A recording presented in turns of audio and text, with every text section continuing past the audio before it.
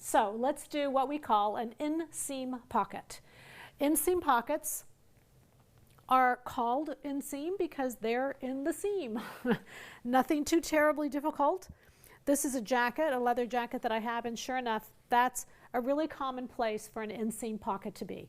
Usually in a jacket or like in a pair of jogging pants. They'll do the side pocket will be an inseam pocket. So generally when they're done in a jacket, they go all the way to the center front so that they're anchored in the center front.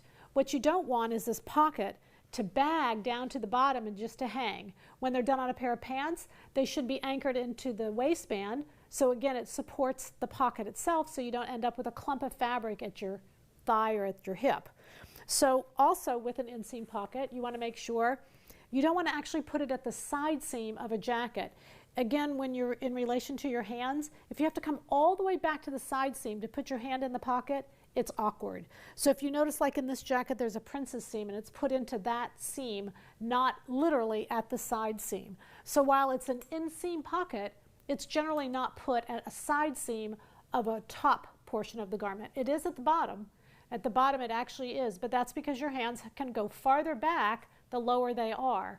Just don't put them at the side here. You'll find you either never use them or you'll hate the garment, one of those two.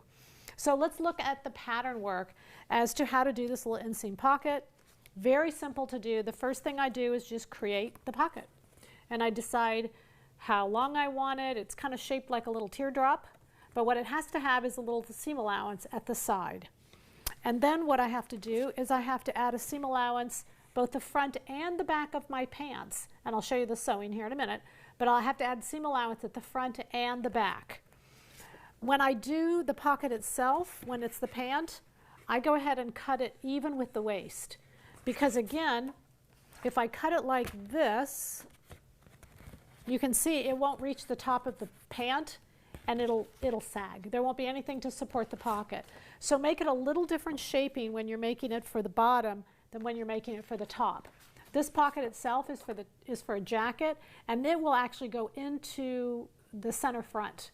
And that center front will hold it up so that it gives the support I need for that pocket. But all I'm going to do is take any pocket I have, I'm going to add the 3/8 inch seam allowance to all the pieces, and that's it. And then I'm going to sew it together. I'll have 2 layers of pockets, and then I'll have the front and the back of a pair of pants, or else I'll have the side panel and the front panel of a jacket. Those would be my seams. All right, so let's look here at the sewing of it.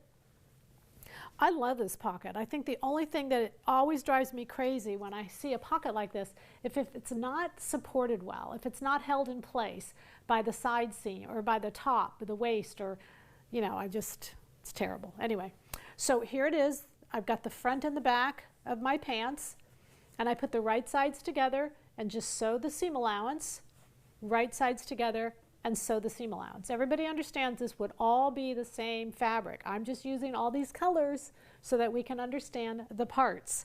So that's all I do there. Then what I do is I put the pant together just as I would be sewing it. I've got the front and back together. I come down.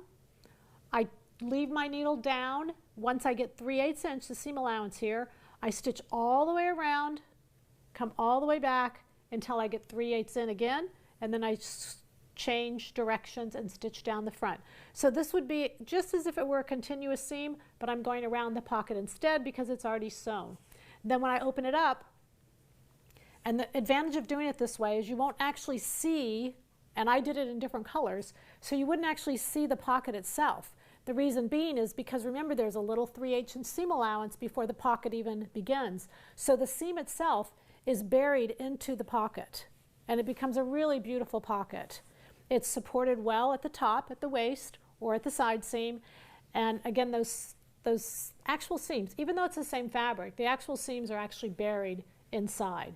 If you're doing a heavier weight fabric, there's not anything wrong with taking the pocket piece itself and making it into 2 pieces. A lot of times they'll take and make this the fashion fabric and make this a pocket lining so that you don't have the thicknesses all the way through the pocket. They'll just cut that all the way in half. So this itself will be the fashion fabric and this will be the lining. But either way, that inseam pocket, it's just a great little pocket.